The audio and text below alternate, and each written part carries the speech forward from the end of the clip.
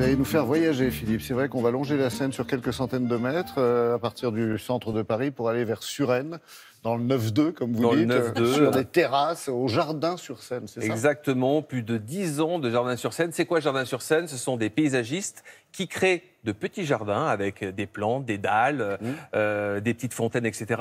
et qui vous proposent de vous balader et de prendre des idées ici et là pour créer chez vous un petit endroit de paradis, tout simplement.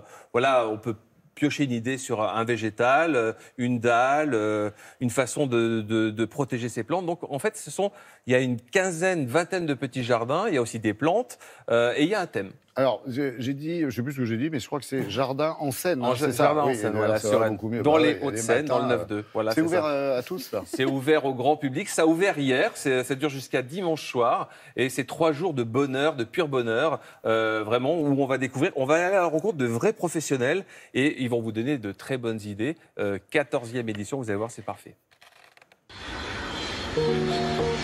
Le salon Jardin en Seine choisit à nouveau le décor de la terrasse du Fécheret à Suresnes pour sa 14e édition. L'occasion de découvrir sur une surface de 7000 m² les nouveautés et spécialités d'une centaine d'exposants. Sur ce salon, on retrouvera donc 6 jardins réalisés par des paysagistes professionnels et 6 jardins réalisés par des écoles qui sont là pour apprendre et montrer un peu leur savoir-faire.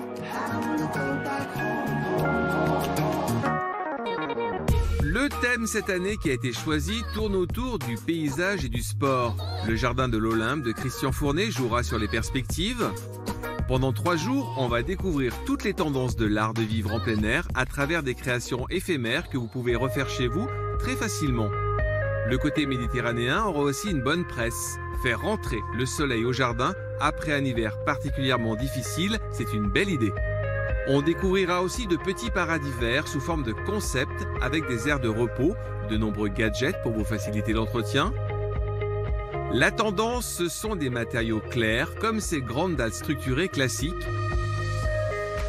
L'eau est présente dans tous les petits jardins, un symbole du mouvement et de la vie naturelle qui masque, grâce aux fontaines, les petits bruits environnants. Mais bien d'autres idées encore. Le jardin La Vie en Vert qui représente un oasis, un bassin donc au centre de ce jardin, une végétation toujours luxuriante autour qui donne la vie à ce jardin et un dallage très très chaud puisque c'est une pierre naturelle d'Égypte et avec ses accessoires aussi tels que de la margelle et puis des plinthes pour le pourtour de ce jardin.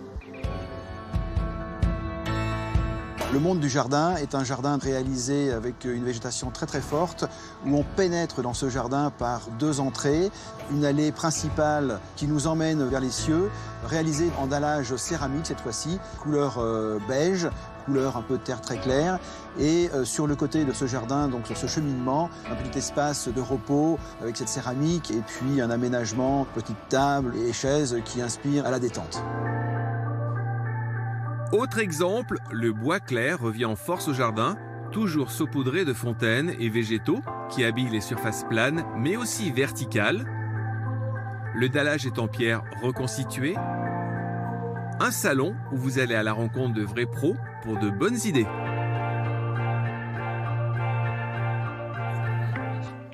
Il y a un thème, Philippe, là, sur cette édition? Il y a un thème, c'est les JO 2024. Il y a 2-3 jardins qui sont dédiés aux JO 2024. Eh bien, oui, voilà, c'est ça, un jardin plutôt circulaire qui reprend une aire de course, etc.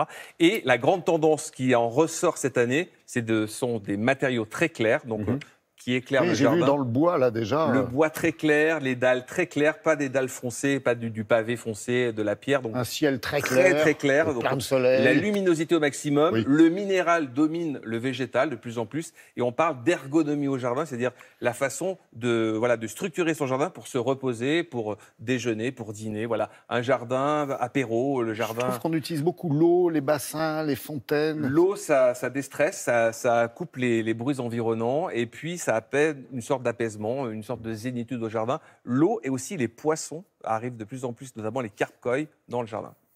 Parfait, merci beaucoup.